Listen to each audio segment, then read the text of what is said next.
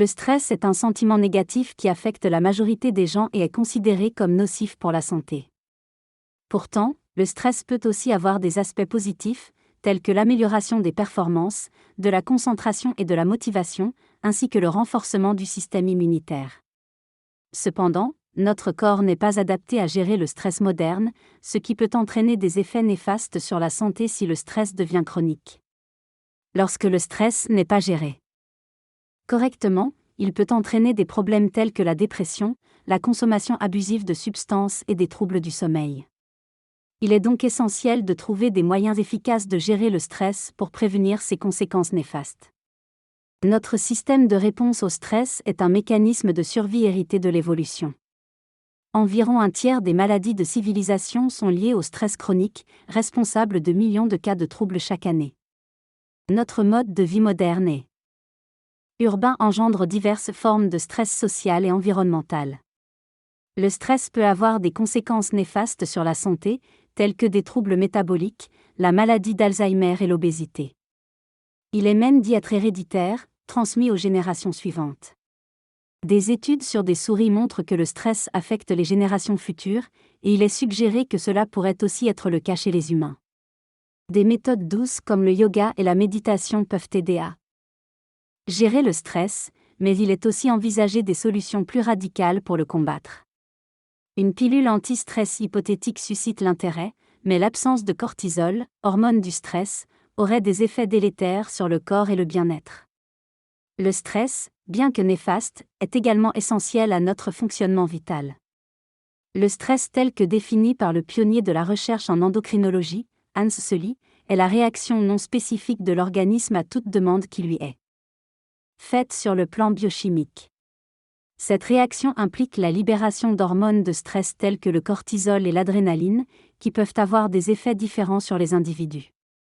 Selye a distingué deux types de stress, le distre, qui conduit à des pensées négatives et à une spirale de stress, et le stress, considéré comme un moteur interne bénéfique conduisant à relever des défis et à être performant. Le stress peut être positif ou négatif en fonction de la manière dont on le perçoit mentalement. Des chercheurs ont montré qu'en anticipant et en gérant mentalement une situation stressante, il est possible d'atténuer ses effets négatifs. Le flow, un état de concentration maximale et d'accomplissement, représente l'aboutissement du bon stress, généré par un sentiment de contrôle et une perception positive des défis à relever. En conclusion, le bon stress existe bel et bien, et il dépend largement de notre manière de le percevoir et de le gérer mentalement. Le texte souligne le pouvoir du stress positif sur nos performances physiques et mentales, en renforçant notre motivation, notre apprentissage et notre immunité. Il propose que le bon stress pourrait être un antidote efficace à l'épidémie de stress actuelle. Il mentionne que notre cerveau réagit automatiquement aux situations, mais que nous pouvons influencer notre état mental pour favoriser le bon stress. Apprendre à gérer nos réponses au stress, changer notre mentalité et entraîner notre cerveau pour différencier les sources de stress réelles des imaginaires peuvent améliorer notre résilience. Des études montrent que changer notre perception du stress peut réduire ses effets négatifs et renforcer nos capacités psychologiques. Enfin, il est suggéré que la neuroplasticité du cerveau nous permet de reconfigurer nos réponses au stress, en travaillant sur nos réactions habituelles pour les rendre plus efficaces et moins dommageables. Il est essentiel de prendre conscience de nos pensées catastrophiques qui peuvent aggraver le stress, mais il est possible de les modifier en apprenant à se calmer à temps.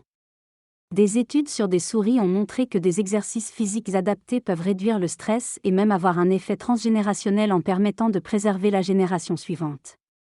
Pour gérer efficacement le stress au quotidien, il est recommandé de pratiquer une activité physique, une respiration contrôlée, une alimentation équilibrée et un bon sommeil. En cas de stress chronique difficile à éviter, certaines personnes montrent une incroyable résilience qui semble les protéger des troubles psychologiques. L'espoir est identifié comme une stratégie puissante pour surmonter les épreuves et peut agir comme un bouclier contre le stress négatif. En gardant espoir et en adoptant une perspective bienveillante envers le stress, il est possible de se protéger de ses effets néfastes.